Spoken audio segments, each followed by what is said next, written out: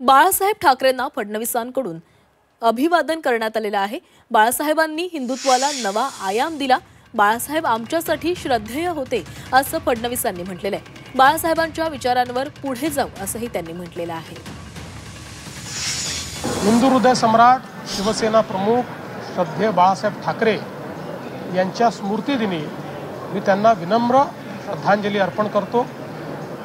श्रद्धेय बाळासाहेब ठाकरे यांनी या महाराष्ट्रामध्ये आणि देशामध्ये हिंदुत्वाला एक नवीन आयाम दिला।